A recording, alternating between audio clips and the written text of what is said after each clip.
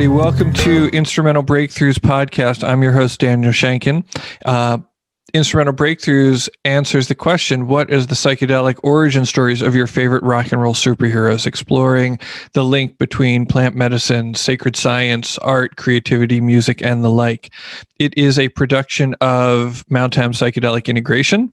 So right there. And Mount Tam Psychedelic Integration offers support, preparation, integration, coaching all around the world. We're also presented by Deadhead Land. Deadhead Land is the most happening place on earth and offers live music via Facebook and YouTube and many other streaming services on a daily basis. And also big thanks to our third producer, Livestream Remote, for managing the tech. Thank you, Skylar and Steven. Our next guest, if you don't know his name, like you know him. Lowell Levinger was one of the founding members of the Youngbloods, who is probably best known for their song, Come On People Now, Smile on Your Brother, everybody get together, gonna love one another right now. He has played with innumerable musicians throughout his career, including Jesse Colleen Young, Ry Cooder, Maria Moldauer, Dan Hicks, David Grisman, Daryl Anger, Peter Stamfold, Nina Gerber, and many, many others. I believe he also sometimes tours with Little Stevie. Is that correct? That is certainly correct. And so thank you so much, Lowell. I really, really appreciate you making the time to be here. Thank you for having me. So as I said before, the theme is psychedelic origin stories of your favorite rock and roll superheroes. And today that rock and roll superhero is you. Woo woo. Woo woo. And so I would hope, I hope you don't mind maybe regaling us with the tale of some of your earlier days when perhaps you were expanding your mind and exploring and coming up with some of the sensibilities that informed the creativity and created this amazing being that we are beholding with eyes of great love today. Well, I grew up with a grand piano in the house. My mother was a pianist. She was a concert pianist. She played with the Santa Rosa Symphony, which is where I was raised. I'm a native New Yorker, but we moved to California when I was about 3. And my mom was a pianist. And when I was old enough to be able to reach up as high as I could and touch those keys and push them down, wow, was that ever cool? I mean, that was probably my first psychedelic experience. Realizing that you push down a key, reach up, push down a key on the piano, and it makes this incredible note, So try pushing another one. So I would push a bunch of other keys, and I started realizing that if you push some of them, it sounded better than if you pushed others. And my mom realized I had talent, and she started doing interval training with me, probably when I was about 5. Hear this note? Okay, now this note. What is that? I don't know. That's a third. Okay, what is this? Well, that's a second. And then gradually I learned that stuff. Then I started taking lessons, I guess at about 5. I didn't like that much. It was all the basic, very basic, simplest Chopin and Bach and all that stuff. And I mean, I wasn't hip enough to know that was really good. So I didn't like it that much, and I didn't like to practice. But I had a really good ear, and I would go to the lesson, and there would be the music for what we were supposed to learn, and I would talk the teacher into playing it through for me just once, and then I would hardly look at it during the week, and when I came back to the lesson, I would remember what she had played and play it back for her by ear. Thus, I always kind of faked it on learning to read music and didn't really get a good knowledge of written music until the late 80s when I was working for Passport Designs, designing a music software program called Encore that could take a MIDI file or a MIDI performance and transform it into proper sheet music. Well, I was the I was the head of development there, and I had to get my sheet music chops together real fast to be able to deal with musicians in LA who were writing scores for music, and there were bugs in our software. So anyway, that's when I kind of got my music readings chops really together. But going back, so I took piano lessons, and I always enjoyed just picking out stuff myself, playing by ear, playing songs. You know, I heard my parents had a good music record collection, a lot of classical, but mostly Broadway shows, and a smattering of jazz. And so I would just try to, you know, pick out stuff that I liked, that I had heard, pick out stuff by ear, and learn to play it rudimentarily on the piano. And then I discovered the race stations, mainly KDIA, formerly I think KWBR in Oakland. And when I heard that music, I went nuts. And by that time I was probably eight or nine. And I wanted to start buying those records that I was hearing, you know, Lightnin' Hopkins and Figville Brunzi and all those guys, all those old blues guys that were being played, along with the rhythm and blues, which I also was nuts about. And so I'd go down to the record store in Santa Rosa, Stanroy's, and ask them for a record. Maybe the most significant one was WPLJ by the Four Deuces. WPLJ is White Port Lemon Juice. And that record just knocked me off my socks. The Santa Rosa record store didn't have any of the stuff I wanted, but I knew somehow about the Schwann catalog. And so I'd make them go get the Schwann catalog out of the back room, look up the record that I wanted, give them the order number for it, and have them order it for me. But they couldn't get a lot of the stuff that I wanted. So I started going over to Music City Records in Oakland. This was what, if I was 9 or 10, that'd be 1956, 1955, 6, 7. I could go down, my parents would drop me off at the bus station, Greyhound bus station in Santa Rosa, and I could get on a bus and go over to Berkeley by myself, get off the bus, walk 20 blocks into the depth of this totally all Black neighborhood, go to Music City Records, listen to records that I wanted, buy the records that I wanted. So I made a special trip over there one day to buy WPLJ by the Four Deuces. I walk into the store and I'm looking around, and there's all these 8x10 glossies of all these artists all over the walls of the record store. And I see one, and it's the Four Deuces. A picture of the Four Deuces up there. There's 5 of them. That was my first acid trip.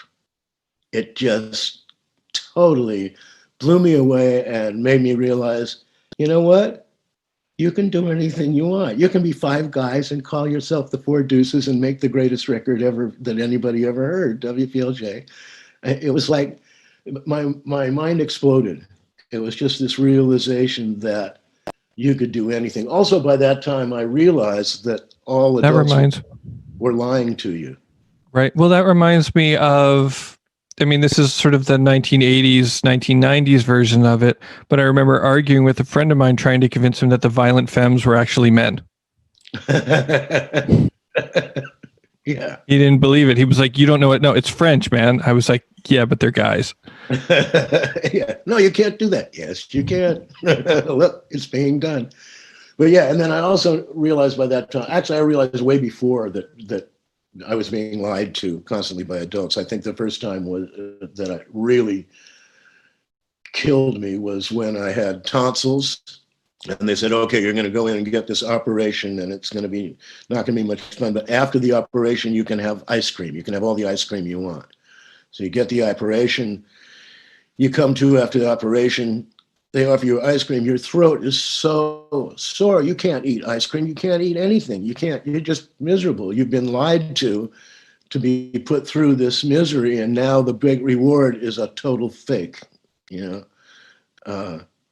Anyway, so I was kind of disillusioned with adults and general society and whatnot. And this seeing this picture of the four deuces of five of them and listening to all this great rhythm and blues and whatnot made me realize you don't have to accept this shit. You're on your own. You can do what you want.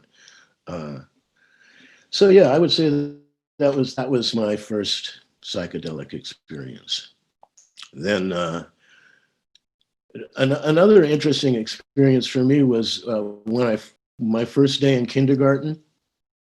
I always had music running through my head. Like I say, I would reach up, play the piano. I would listen to songs and try to play them, and so there was always some song running through my head. There still is. Right now, there's songs running through my head. And I thought, is it the Allman Brothers? Huh? Is it the Allman Brothers? Am I hip to them, or do I? Is that what's running through your head right now? Oh no, the Allman Brothers. Because that was running through my head right now, and that would just be a coincidence. That'd be a weird coincidence. I thought that was the normal human condition. Right. That everybody must always have some little tune running through their head, and sometimes it drives you crazy, right? You can't get rid of it, and it's something. So, what is it for you right now? Yeah, it's like the Allman Brothers. Anyway, yeah. How much of that can you take? So I go to kindergarten and I make friends, and I ask a couple of my friends, "Hey, what song are you listening to right now? What's going through your head?" They had no idea what I was talking about. I couldn't believe it. I said, "What? You mean what? There's a song, right? What is it?" They said, No, there's no. I don't have any song in my head."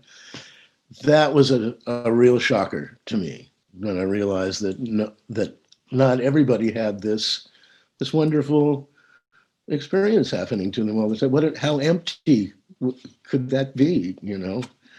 But anyway, and then I started turning on my friends, even in grammar school, to Fats Domino and Chuck Berry and all that stuff. I introduced all my buddies to rhythm and blues, and our little group became the hippest group around, knowing all this music.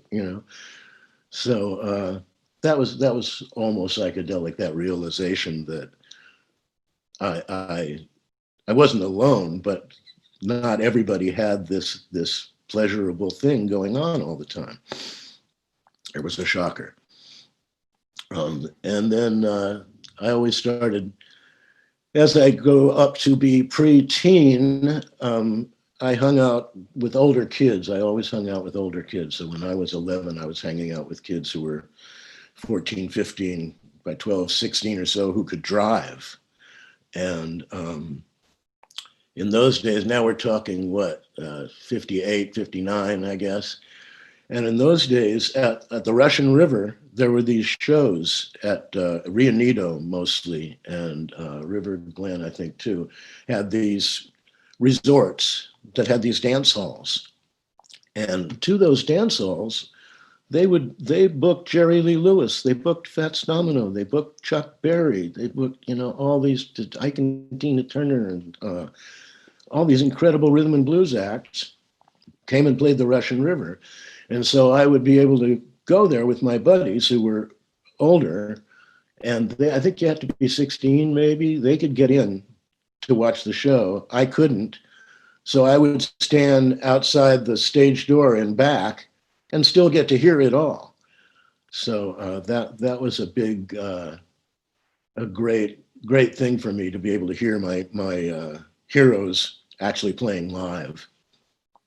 Did you ever get to manage to sneak in through the stage door or anything? You ever end up backstage by accident? There's security. I was little. Right. I've always been kind of short and a little guy. And no, there was no way I could fake it. I could have had the ID of a 50-year-old. It wouldn't have helped. Right. And when did you start playing? Well, I started playing, like I say, when I was just a little kid. But by the time I was 11 or so, 11 or 12, I could go with my right hand, I could go, and with my left hand, I could go, so I could go, right? Play street corner doo-wop music, which endeared me to a whole bunch of people. And I got this gig at 11 years old playing with this group called the Castells. And we did, high schools and junior highs and parties and stuff like that. And I was a piano player and they were the doo-wop singers. And then they actually got to go to LA and made a record, but I, of course, was not able to go with them because I was too young. But that was my first gig. And then at about 13 or 14, I was hanging out again with older folks and got into jazz. Also got into the beat generation. I was probably 14, maybe 13, probably 14. We used to go again, and my friends could drive, and we were all listening to Miles and Coltrane and jazz and rhythm and blues and Ray Charles and all this great stuff. I remember one of them saying, I would rather hear Marjorie Hendricks scream once than hear a whole album of Joan Baez. So we would drive to San Francisco and go to the City Lights bookstore and hang out in front until we could find someone who would sell us a matchbook or matchbox, which was a full-size kitchen mattress matchbox full of marijuana, probably mostly shake, but it was $5. And then we would drive back to Santa Rosa and smoke this stuff. So that also was, psychedelics influencing my career. And we would try to play jazz. There was about 5 or 6 of us who would try to play jazz. There was a guitar player. I played piano. There was a trumpet player, and the drummer was Dan Hicks. This is at 13 years old, right? So that's when I first met him. And then over the years, got to play with him a bunch of times. Played at his 70th birthday party at Symphony Hall. Met a whole bunch of great people there. I've been really lucky to play with so many wonderful, wonderful friends and wonderful people. And then another thing that changed my life, totally changed my life, was when I was in prep school. I got thrown out of every school I've ever gone to. I had deportment problems you got to get thrown out of at least one. As a lad. Well, I got thrown out of them all. And I got thrown out of Santa Rosa High School. And my parents said that there was no other school in the district, in the whole Sonoma County district, that would accept me. Looking back on that, I'm not sure that was true, because after they sent me off to Robert Louis Stevenson School for Boys, Pebble Beach, California, they started traveling like crazy. Had a great time. Well, I hated Robert Louis Stevenson School for Boys, Pebble Beach, California. To me, it was prison. It was just awful. And I got thrown out for one. I was a big problem, and I had this little group that was a big problem. I remember one time they called us all. There were 5 of us. The headmaster, Roger Rickliffs, who was a horrible, horrible person, called us into his office and told us that we absolutely had to stop acting the way we were acting and stop doing all this horrible stuff. And that our problem was that we had a negative attitude, and we had to get rid of our negative attitude. At Robert Louis, at Bob Louis, which is what we called it, everything was very strict. You had a Bob Louis blazer and a Bob Louis tie.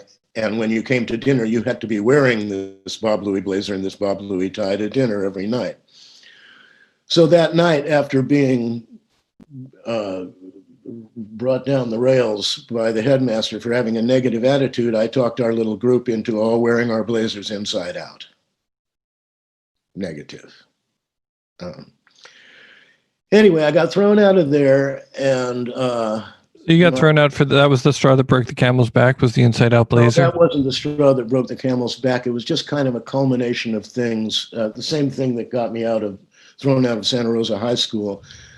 I despised despotism, and I despised unfairness and cruelty and all of that stuff. And when I saw it happening, I would speak out against it. I could not keep my mouth shut. And that was the reason that they couldn't put up with me. It's just I couldn't keep my mouth shut. I always spoke up against what I thought was wrong. I always, made wise-ass remarks and all of that stuff. So it was just a culmination of this kid's got to go. So that's almost like, that's marijuana and sort of like psychedelic fueled values. Like that's sort of the value system of, that culture that you were coming up in, is to kind you of see that stuff clears your mind. You see what's right, you see what's wrong, you see what's bullshit. And then if you can't keep your mouth shut, you get in trouble. right. And so how did that evolve over time? Like that commitment to fairness and righteousness, how did that evolve over time in your music and in your life? Well, I've always tried not to take any shit, and I've always not tried to stay away from people who were bullshit and only deal with the people who were real and true and responsible and conscientious. I think being conscientious is the key to a long life. I've actually read studies that there was one study that studied a whole bunch of people over 80 years, that thousands and thousands and thousands of them, all different walks of life, all exposed to all different maladies and diseases and whatnot. And they made the survey of what was the common thing that gave them, the people who survived and lived the longest life, what was it? And it turned out to be being conscientious in everything you do, your daily life, your whatever. Now, so that word, can you break down what that looks like in your life? Because that word can almost mean a lot of different things. So you as you live every day, you walk a path, right? Mm-hmm. You walk a path through life. And if you turn around and look back at that path, you'll see that you've kind of littered. You've left stuff along that path in back of you. Mm-hmm. If that stuff has been of use to someone, if it has helped somebody, if it has improved somebody's life or made them laugh or given them some joy or done anything beneficial, then you're cool, then you're conscientious. Mm-hmm. If you look back on that path and you don't see anything, or you see, damage, then you're fucking yourself up. Right. So this is nice because now we're kind of introducing the idea of kind of taking care of other people and living a life of kind of service and care for others as well. But that's what serves you the best too. And it doesn't mean constantly volunteering for civic organizations or something. It might just mean telling a really good joke that makes people crack up. That's a really good thing to leave in the path and back of you to go look back and see that. You got any? Off the top of your head, I don't want to put you on the spot with jokes or anything. There was this guy. A lot of jokes start like this. There's this guy, right? And one day, he finds himself suddenly, unexpectedly, standing right smack dab in front of the Lord God Almighty. So he's, wow, he can't quite believe it, but he screws up his courage and decides to try to talk to him. So he says, so you're really God? And the Lord says, yeah, that's right. And he says, well, geez, here we are. I didn't expect to ever meet you, but since I'm here, do you mind if I ask you a question? God says, sure, go right ahead.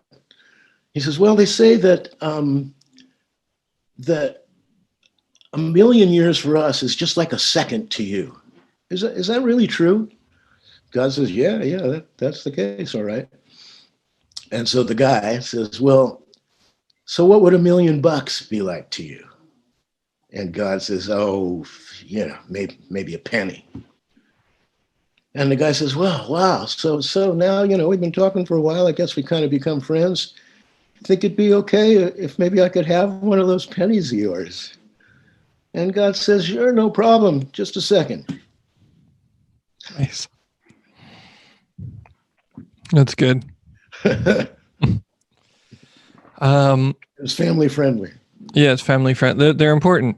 Yeah. There's a squirrel up in a tree, and he looks down and he sees that there's an elephant starting to climb the tree. And the tree is shaking and wobbling, and the squirrel gets really nervous because it obviously can't hold the weight of the elephant. And he says, wait, elephant, stop. Like, what are you doing? And the elephant looks up and he goes, oh, I'm coming up there to eat some pears. And he says, what do you mean you're coming up here to eat some pears? This is a pine tree. And the elephant says, oh, don't worry, I brought my own.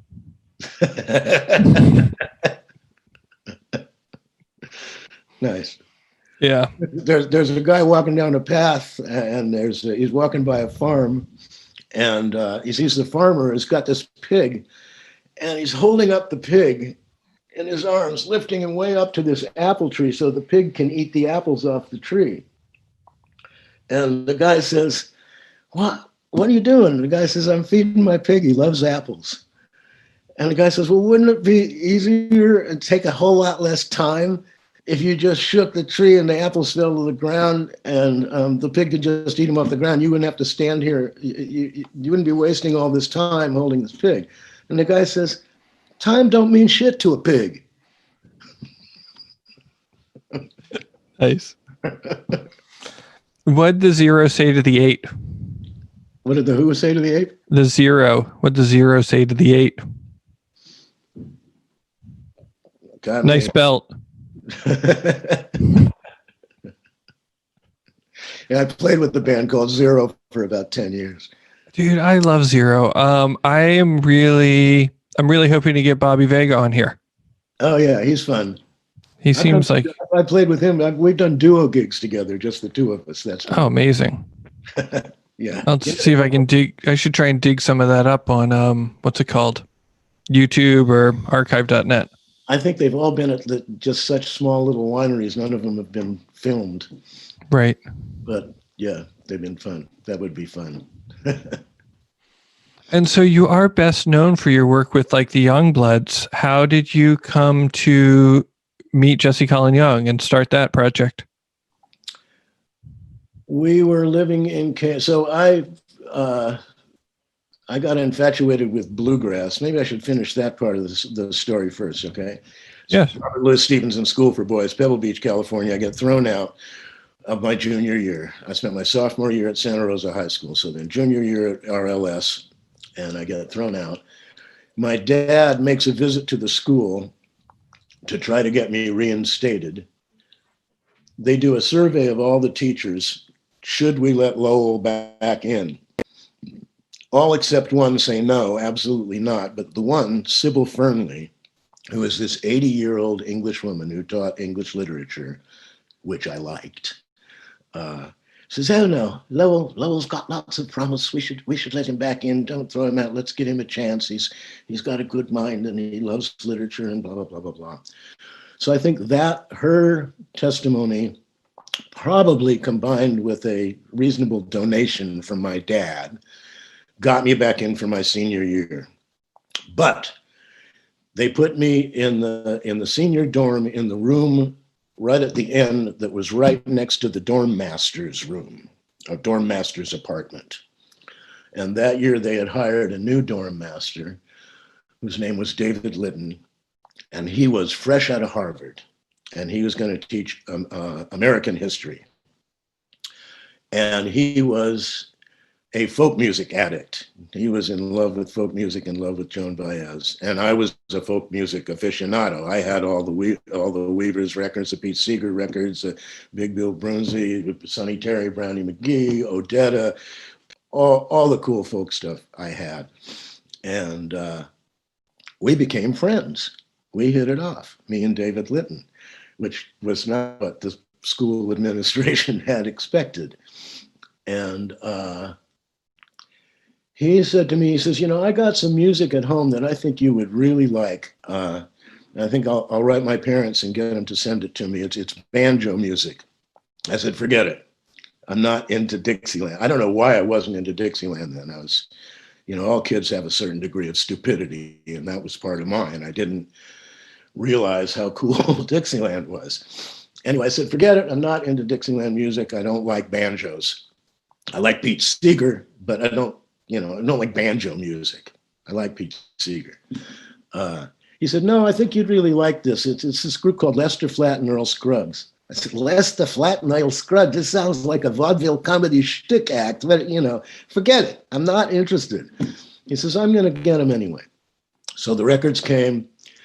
I took Foggy Mountain Jamboree, put it on my turntable, put the needle on, and in 10 seconds, my whole life changed. All I wanted to do was to learn to play the banjo like Earl Scruggs. I'd never heard anything like that in my life, and it just blew me away. And so I told my folks and David Litton also told me, you should go to BU. I was really, really interested in acting. That's what I wanted to do. I wanted to be an actor, a comedic actor when I grew up. I had read all the biographies of Bob Hope and Milton Berle and the Marx Brothers and all that stuff. I was just in love with comedy. And he said, you should go to BU. He said, they have a great theater department. It's a great place to be. You know, he was fresh out of Harvard. He said, there's great music all around. He said, and I would be coming back from Boston. I'd be on the subway on the MTA. I'd be sitting on the subway. There'd be three gorgeous BU girls sitting across from me.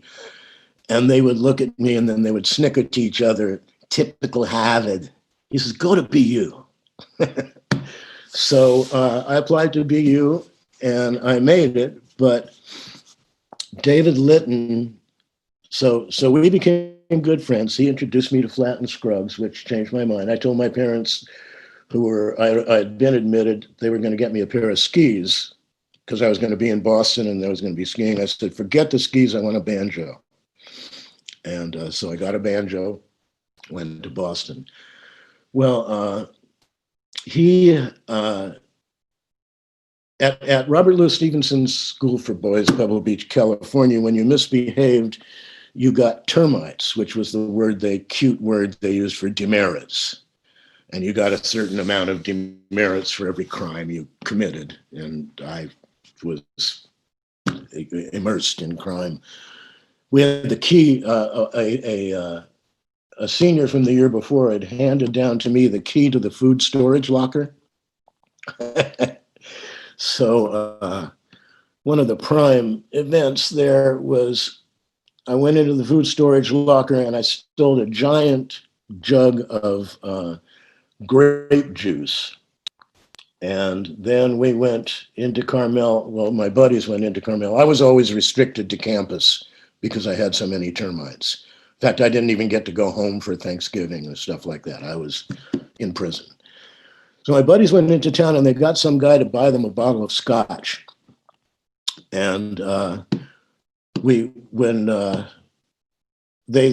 doors to your room, to your dorm room, had a little window in the front of them, and so that people could come by in the middle of the night and look in and make sure you were in your bed. This was really kind of like a prison. And so one night we stuffed our beds to make it look like we were good at doing this. We would go out at night and stuff our beds so it looked like we were still sleeping in it, stuffing with clothes and pillows and whatnot. And we went out to the sand dunes. This is in Pebble Beach, California, beautiful sand dunes. And the sand dunes weren't far from school. So we went out to the sand dunes with this big jug of grape juice and this bottle of scotch. And we drank it, and we would slide down the sand dunes on our bellies and whatnot and have all kinds of fun. But one of us got really, really sick and passed out and puked all over himself. And we had to drag him back to his room and stuff him covered with vomit back into his bed. Turns out we dragged him through a big patch of poison oak. So when the teachers came in the morning, he was just couldn't move, covered with vomit, covered with poison oak, reeking of alcohol. And of course, we were the typical usual suspects were brought in. Okay, what the fuck happened? Well, I don't know. I have no idea what happened. You know, nobody. So that got me restricted to campus and got me kind of an unlimited amount of termites. And I was assigned every weekend to go to the stables. Bob Louis was a horsey school too, lots of riding. Go to the stables and shovel shit all weekend, every weekend, while the rest of the guys went into Carmel and whatnot. And however, David Litton was put in charge of the stables, my mentor and friend there, only friend at Bob Louis, adult friend at Bob Louis. So we worked out this deal. We would show up at the stables, and then all these underclassmen would show up who had termites and had to work. And we would assign them jobs. I would be the guy who watched over everybody to make sure everything was getting done. I would just sit on a fence and illegally smoke cigarettes, which also was highly illegal at Bob Louie. And he would go off into the woods, grab a couple of horses. He had a girlfriend, and they would go off into the woods and leave me in charge of the stables, making sure everything was done. Now, I don't know what they did out there in the woods, but I guess they had a good time. One day he fell off his horse, right towards the end of the year. He fell off his horse and broke his leg. The whole house of cards came down. I never saw him again. And I was thrown out. He was gone. I was not allowed to graduate, but finally, again, with my dad begging and pleading, I was allowed to get a diploma and go to Boston University. I couldn't go to the graduation or anything like that. Not that I cared or wanted to, right?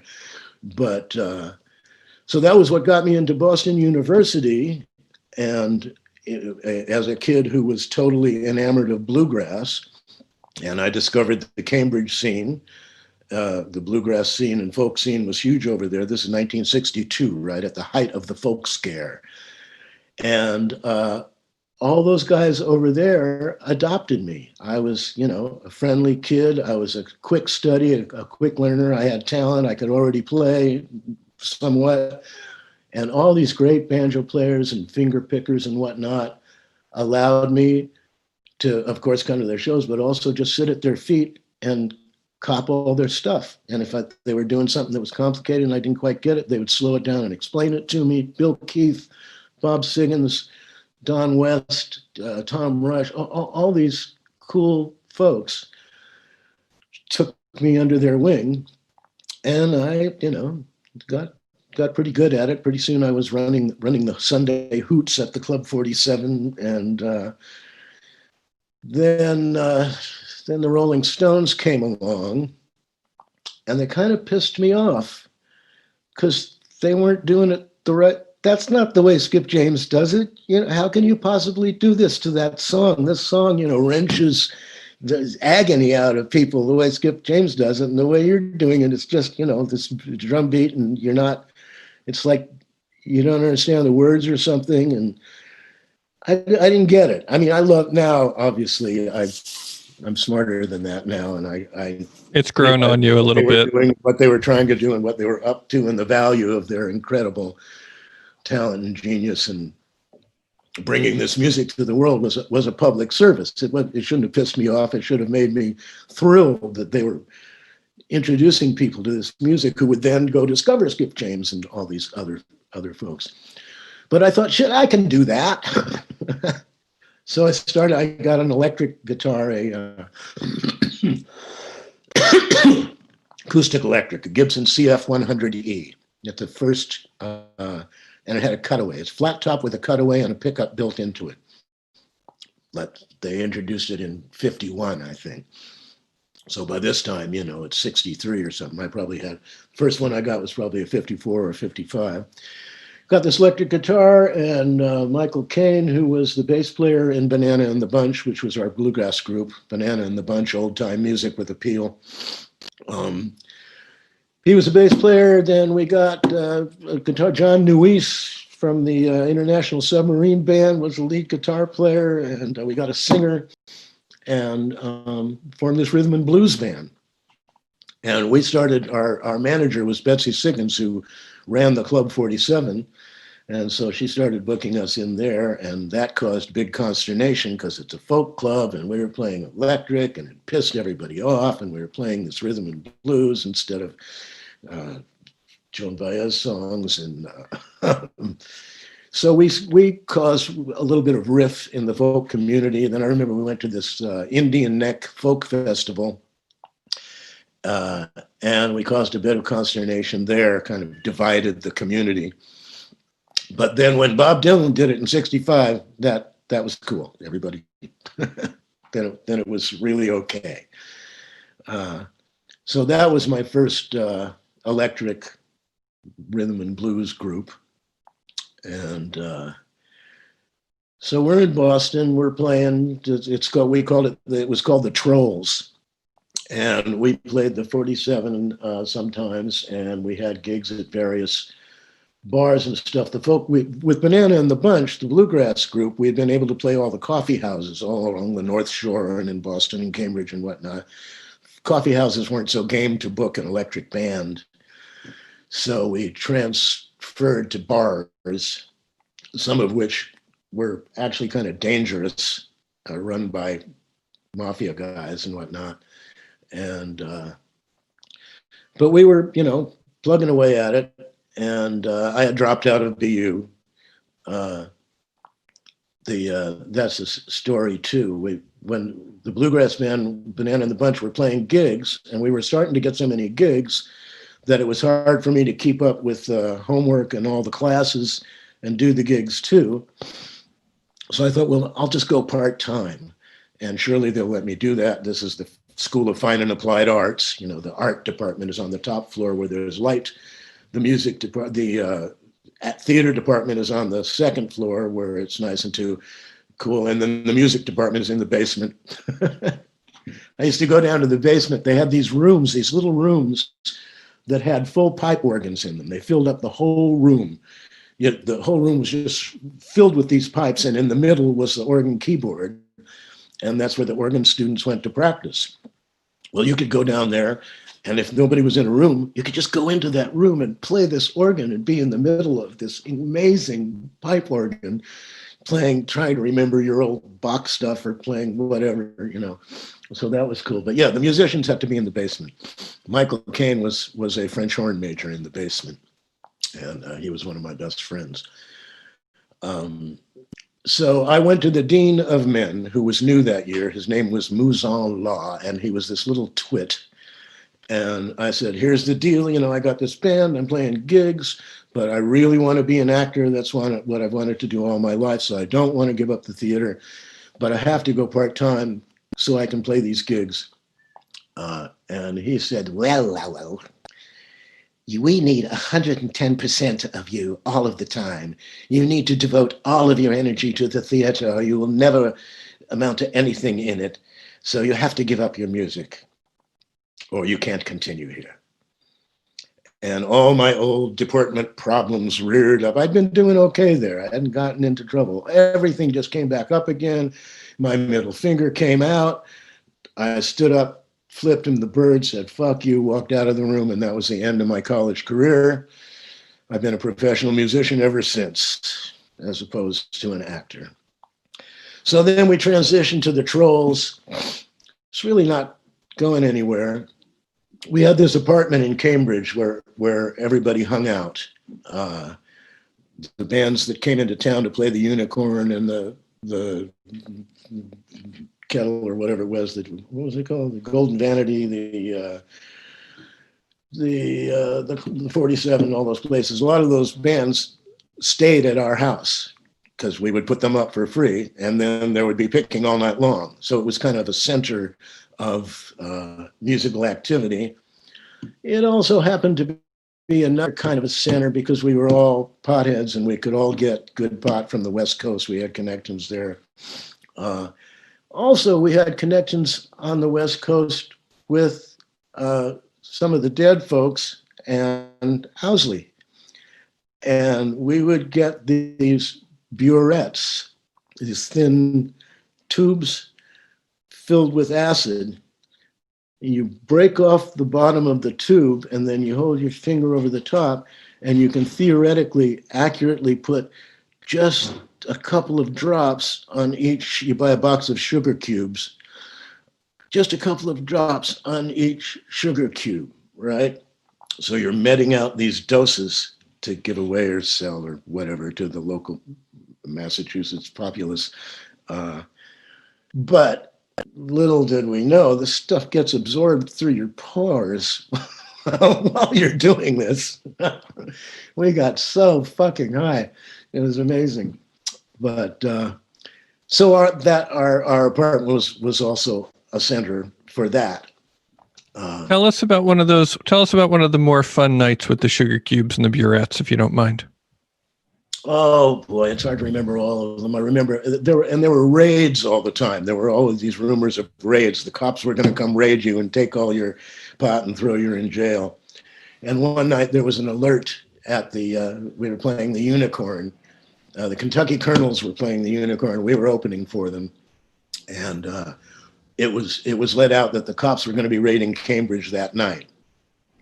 And we went back to the apartment. We were stoned. We were stoned most of the time. And we took all our stuff, all our pot, all our acid and everything, and we loaded it up into plastic containers, these little screw-top black plastic containers. I don't know where we got them. And we stuffed them all inside an Electrolux canister vacuum cleaner.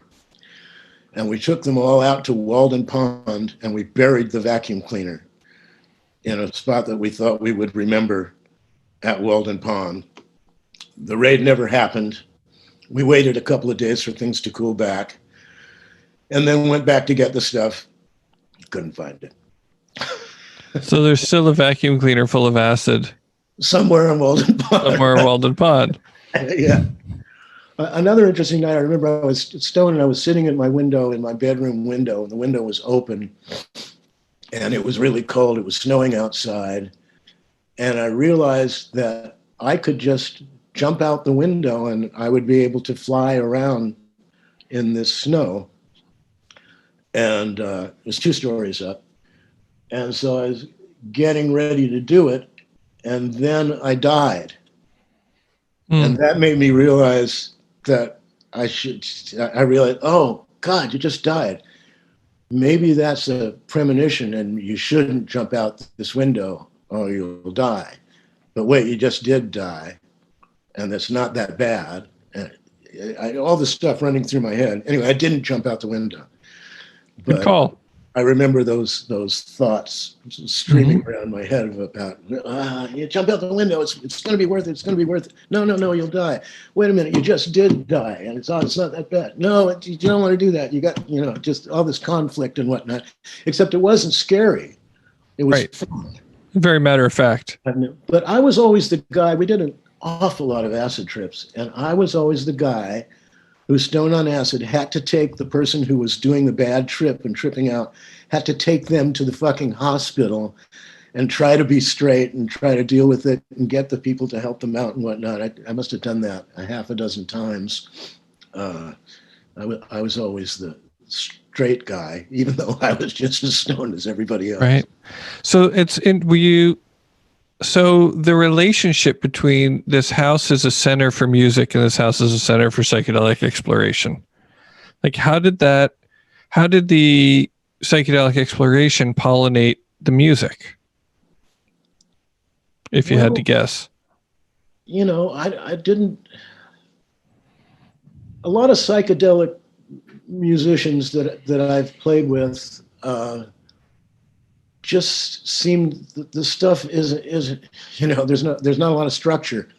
I love structure, and also they just seem to find patterns where they can move their fingers around on the fingerboard and it makes these crazy sounds, and they kind of remember how to do that, and so they can do it over and over, and they can do it endlessly. It goes on for a long time, and it's all this weird stuff. But if you ask them, when you put your finger down here, what note is that? They don't know. They don't know what notes they're playing. They don't know that the 3rd fret on the 1st string is a G. They don't know music theory. They aren't trained, and thus it's missing something for me. I think being psychedelic and free and everything is great, but God, I sound so pedantic, but there's really something to be said for discipline. Sure, of course. And knowledge and reality and all that stuff, Right. Yeah. I'm not trying to get you to but anyway, so that's co-sign stuff you don't care for. Yeah, it formed our music in the fact that we could play whatever we want and we could be free, and that we could play stoned and it was okay. And sometimes we thought our improvisations maybe were better when we were stoned. I don't know if they were or not. I don't think they were any worse. I think some people maybe get worse when they get stoned. I don't think I've ever gotten worse.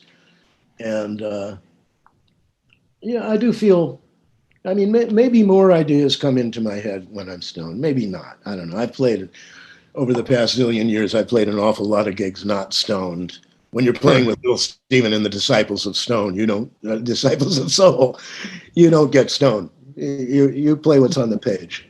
Right. You play it brilliantly, and you're playing with a bunch of other people who are doing 15 other people who are doing the same thing. And there's a meticulous chart that is really fun to play, and you can put different emotion into it every time. Stevie does it different every time. There's little spaces where you get to do whatever you want, but mostly you're not stoned. You're really concentrating and into it, and it's just as fun as being stoned.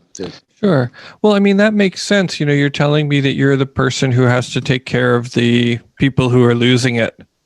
And then this idea that you really like detail and discipline, is really kind of interesting and, says something about the quality of your music. Yeah. But yeah, and it's, it's fun when the Youngbloods were touring as a trio, in 68, 69, 70, we would tour the East Coast, and generally you only have gigs Thursday, Friday, and Saturday, maybe Sunday. So you've got this middle of the week off to do whatever. And Joe and John, Joe's brother, who was the road manager, and I used to take the equipment truck, and we would clear out a space in the middle of the truck of all the equipment. Joe would set up his drums. I would set up a little amp with a little generator, or we'd run it off the battery or whatever. And we would open the side door of the truck. And as we were cruising along, Joe and I would play with gloves and jackets in the freezing cold in the wintertime. And that was really fun. We would be stoned when we did it. We had these, and then we would cruise. We would cruise through the Poconos, the Adirondacks, or the Amish country or whatnot, and just do adventures and go to car junkyards and go to the local grocery stores and try to absorb the local country. And then we would go up into the Poconos. We discovered these ice caves and these rock cliffs and ice caves and stuff. We stayed at this old guy's resort, Reber's Resort, for a few days. And he told us about an ice cave that was not open to the public, that was secret. We went and found that. We would explore these things. We would jump these gaps in these cliffs that went down, hundreds of feet, and it was like a 4-foot gap. We would jump them. We would be monkeys. The reason we did all this crazy stuff is we had these murine bottles, eye drop bottles, full of acid. And you put a couple of drops on your wrist, lick it off your wrist, and you just do maintenance doses all day long. From the time you get up to the time you go to bed, you're just on this low-level trip. Not enough to freak out or get totally high, but you're on this low-level trip, and you turn into a monkey, and you can do all this crazy stuff on all these cliffs and rocks and whatnot, and you discover these ice caves, and it was really fun. We must have done that for that period. Probably lasted 6 or 8 months. One night we went out. We got a little more stoned than usual, and we went out exploring the woods from this resort, Reader's Resort. And we came upon this clearing, and there were 3 deer in the middle of this clearing. And so we stopped at the edge of the clearing to just watch them. And they started doing this dance, these 3 deer dancing, getting up on their hind legs and moving around, and then moving around each other in these almost looked like preordained patterns, like a square dance or something. And we sit and watch this. It must have gone on for half an hour, so it seemed, or something. And we're all thinking, oh my God, this is not, we're so stoned that this is a hallucination. But we all saw the same thing. We all conferred with each other. We all agreed that it was actually really happening. And to this day, I don't know whether that was an amazing thing of nature that we all saw, or whether it was just a communal high that we all imagined together. It's hard to tell, but I believe it was real. It sounds real to me. I don't have any problem believing that. It's just a maintenance way to live. for months, just very, very low dosages, but constantly, topping up.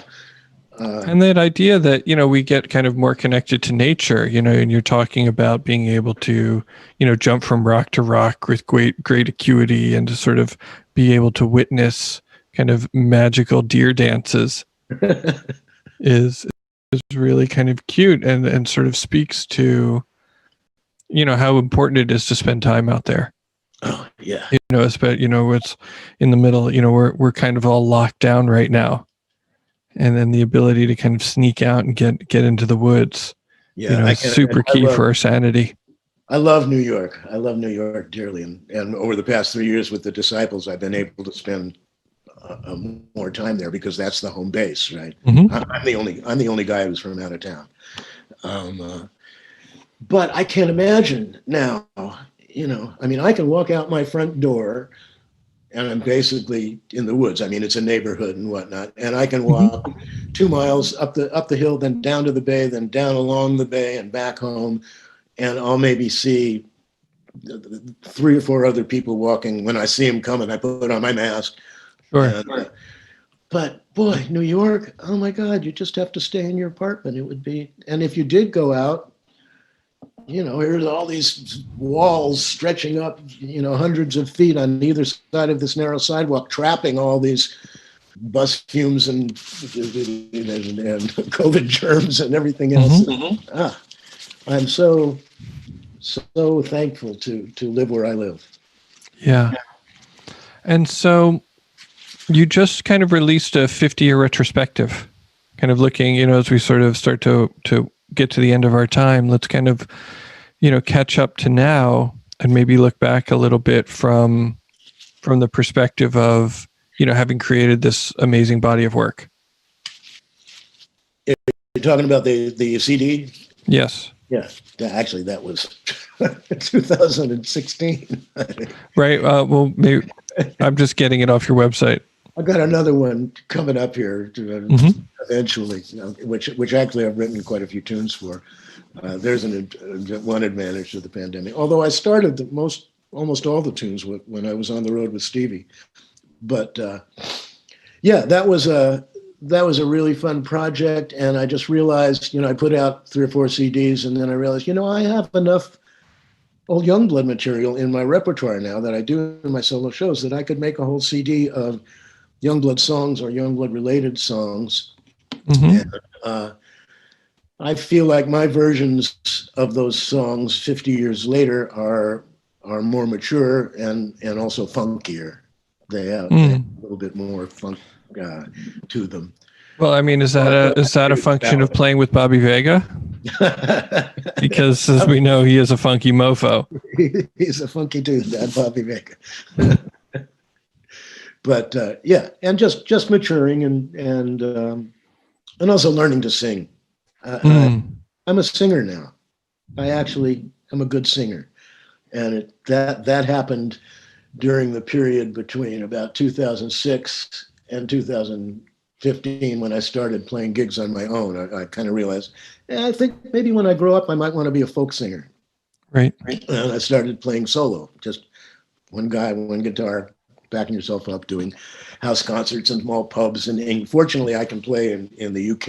I have a lot of friends, UK and Italy, and I can go over there and play. That's my favorite thing to do, really.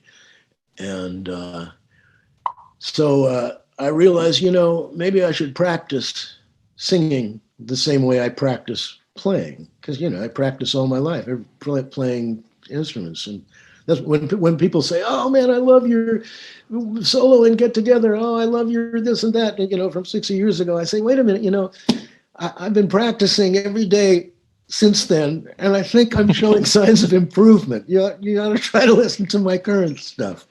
But anyway, so I started practicing singing, and I'll be damned if it didn't work. I've become a good singer. How does one practice singing? You sing songs. Got it.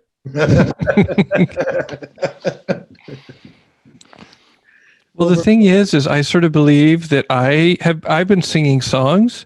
I don't think I'm getting any better. Well, don't stop. Okay. I mean, it's, you know, every song you sing improves your whole well-being. Well, that's for Everything in your sure. body reacts really, really well when you sing a song. It helps Hmm. your brain, it helps your blood flow, it helps your circulation, it helps your everything. Yeah, I actually I keep this in my mind. I had some friends who sang like kirtan, you know, traditional Hindu devotional music. Uh-huh. And, you know, they were playing at sort of an event, a day long event, and they got sandwiched in with lunchtime. You know, it's just, you know, an unfortunate scheduling thing.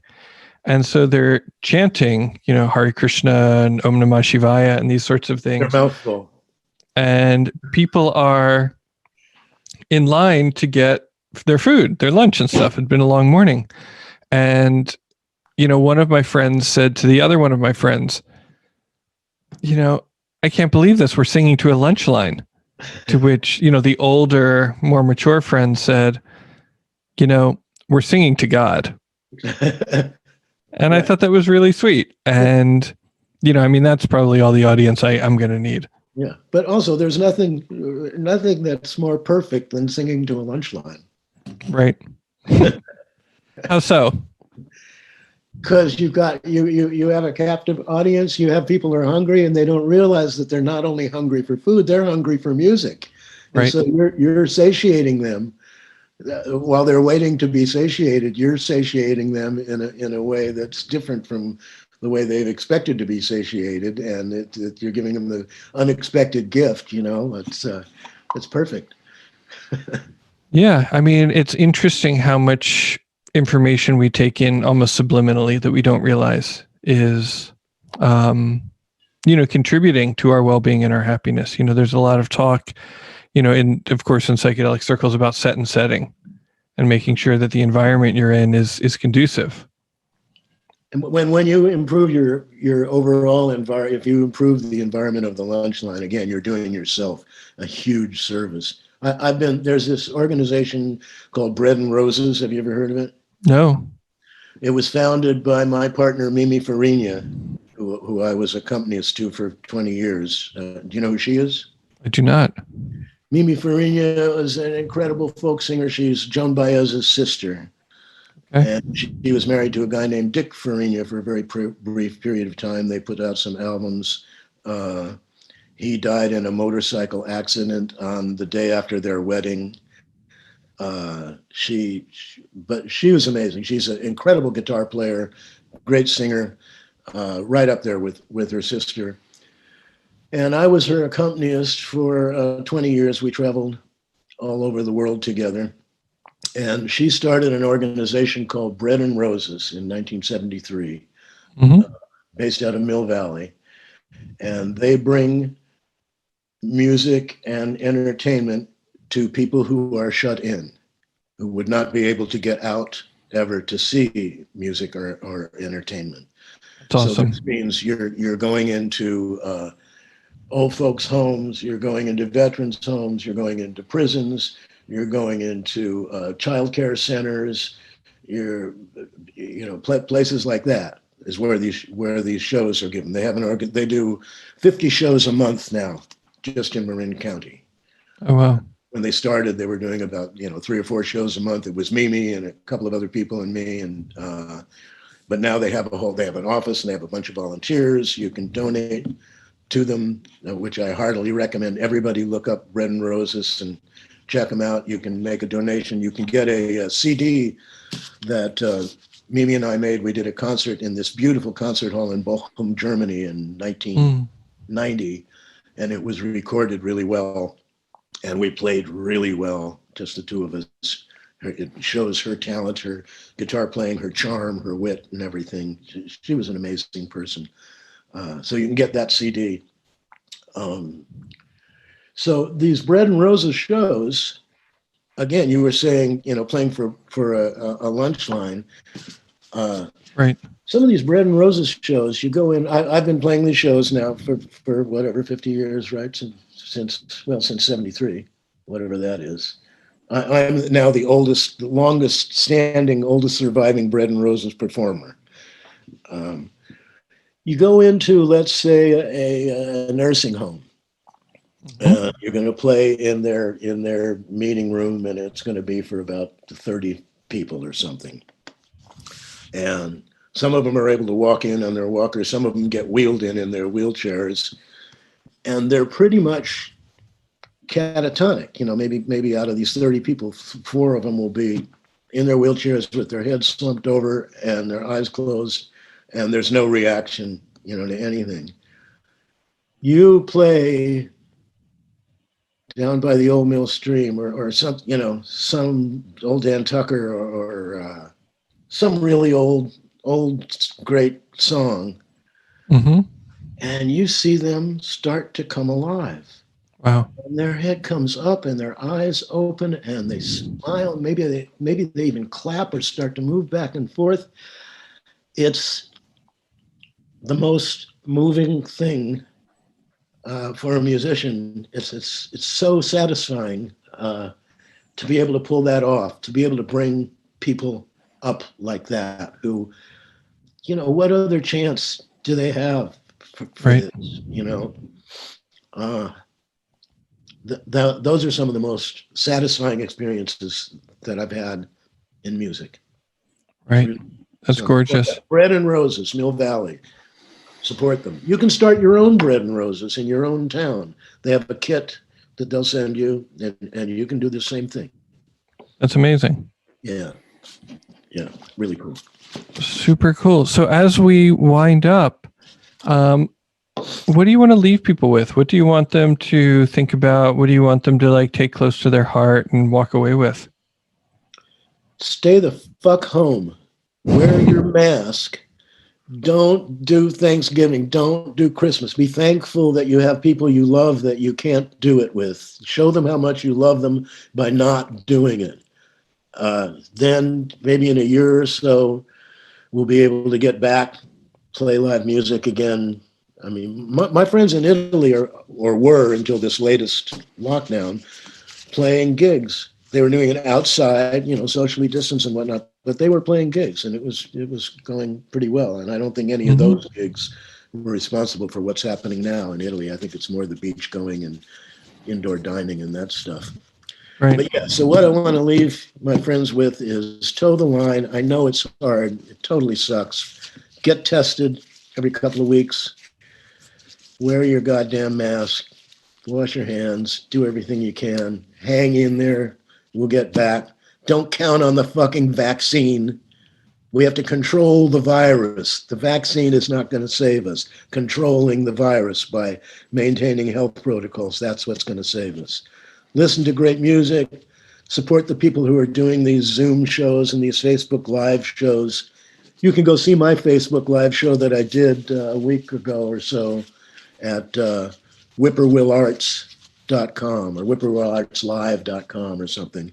I did a 40-minute set in a recording studio with a film crew and no audience. Sang a bunch. I could only do public domain songs. I couldn't do any songs that were written by other people, which is unfortunate because that's 80% of my repertoire is doing great songs. That's my deal. The only reason I get away with being thought of as a good musician is I choose the songs that will carry me through. If you're singing a song that's great enough, you can do anything and it'll carry you through. So I have all these great friends who've written all these great songs, and they take up 75, 80% of my repertoire. I couldn't do any of them on this Facebook Live thing, but I did a bunch of good old stuff, and I'm proud of it, and I think people will enjoy it. Whippoorwill Arts. Do you have any other shows coming up for those people who are watching this live? Nothing scheduled. Okay. We're probably going to make some more videos of just single songs up at the studio. Cool. And I'm just about to start working on this CD. But I'm hoping. We had a Zoom birthday party for Stephen yesterday. Very cool. There were about 20 of us all on the Zoom call. And for Stephen turned 70 yesterday. He's just a kid. When Stephen was 16 and Bruce was 17, I was 22 and playing with the Youngbloods and doing college concerts in their home turf. Right. They were kids. I was I was a man. They were kids. They used to come to the Youngbloods shows and think we were the greatest thing since lace-up shoes, you know. So that's part of the reason I got the gig, is that he was a long-time fan and knew I could play and whatnot. Right. Yeah, so we had the Zoom party for him yesterday. And of course, everybody, this band, first of all, it's the best band I've ever played with, the best musicians I've ever played with, and it is a true functional family. Almost every band you play with is a kind of a family, but almost all of them are dysfunctional, Right. highly dysfunctional in one way or another. Bobby Vega. Really tough to be in a band with him. When I first joined Zero, I went over to the barn to start rehearsing with them. It was kind of combination rehearsal audition, you know, was I going to make it or not? And they have all these, you know, far out jazz songs and whatnot that go through a lot of different changes, some of which are not that logical. And Bobby's a bass player, right? He's the guy. And most bands I've ever been in, I kind of count on the bass player. And in the Disciples, Jack is my rock. He's, you know, he's right there. If I have any problems, he's right there for me. He'll tell me anything I want to know. If I make a mistake, he will bust me instantly. Just one slight wrong note, and he is glaring at me, you know. But if I need help, he's helping me. He's giving me suggestions. He is my rock. So I'm at these rehearsals, and I'm a little, you know, these tunes have kind of weird forms and odd changes and whatnot. And I'm trying to ask Bobby, hey, what this part, what's that there? Yeah, you know, you'll figure it out. He wouldn't tell me anything, nothing. And it was like, he was kind of, who is this, you know, right, Banana from the Youngbloods. I don't know whether he'd ever heard the Youngbloods, but he didn't have much respect for me at all. And it was obvious. I was getting no help from him. So we did a couple of rehearsals. And then we did our first gig. I did my first gig with them at this place in Tiburon, this restaurant club. And we played the whole gig. And at the end of the gig, he came over to me and kind of gruffly gave me this gruff admission. You made it. From then on, we've been great friends. Right. It's good. A little bit of hazing. But on stage, he and Greg are in a constant battle. Right. Bobby's going over there and scowling at him and then turning his back on him and shaking his booty at him. And it's totally dysfunctional. Zero is a totally dysfunctional family.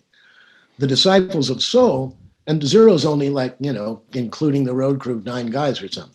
The Disciples of Soul are 35 people who are an incredibly functional, loving family. Everyone loves everyone else. Everyone is totally supportive of everyone else. It's in traveling and eating. Stevie likes to do dinners after the gig, go over the gig and play whatever the new shit he's just gotten mixes of the stuff that was recorded. Every gig's recorded. And it's a true family. And he is the padrone. He's the best boss, best guy I've ever known in my life. And it trickles down. The whole attitude trickles down. And yeah, it's amazing. So everybody is totally anxious to get back to it. Everybody is totally loyal. You know, as he said, this is the only time in his life he's had the same band with exactly the same people in it for 3 years. It's rare he says, to find that kind of loyalty in this business. Right. So we all want to get back at it, and we're hoping for 2022. Yeah, sounds good. Any place, your website is levellowlevinger.com. Well, lowelllevinger.com, but who's counting? What did I say? levellowlevinger.com. Jeez. Must be the coffee. It must. I should drink more. Well, I can't thank you enough. It's been super wonderful having you regale us with your tales of of deportment and lack thereof. This has. I'll just do our little outro, and then we can debrief. I got a YouTube after. channel too that's called Lowell Levinger, Banana from the Youngbloods, and there's tons of songs. Oh, cool. When the pandemic first got really going and it was locked down, I started recording children's songs. and putting Oh, them. good. I have one of those. He was locked up with their kids, right? So I thought, well, maybe this will give him a little respite. So I must have put up at least a dozen children's songs on YouTube. Oh, that's awesome. That's super cool. I have a baby who I can tell he's listening to music in his head. Probably. Because, and interestingly enough, he knows about a dozen words. One of them is Google. Because we say things like, "Hey Google, play the Grateful Dead." "Hey Google, play the Allman Brothers." "Hey Google, play this." And so he just thinks Google means music. Right. And play Segovia. Yeah. And so he, and he just is bobbing his head, sometimes he'll be sitting there and he'll bob his head. How old is he? He turned 1 year, 3 days ago on the 18th. That is so great. I've had 7 kids. Oh, wow. Yeah. With the same woman. So I've been through this a few times. Most of them were musicians, actually. Oh, right on. Yeah. Yeah. He got a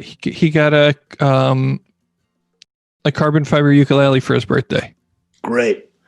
So he can't, the ways that he is trying to break it surprised me. I didn't even conceive that he's going to take blocks and smash, the strings with the blocks, but carbon fiber was a good choice. Yeah, it can take it, it wasn't that expensive and I get to play it too. Uh-huh. I've never gotten the ukulele has never resonated with me because of that crazy high string. Yeah, that's weird. But he's little.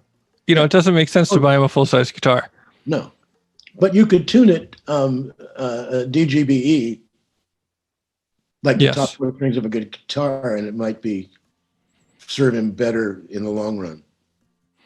We're not really there yet, I don't think. Yeah,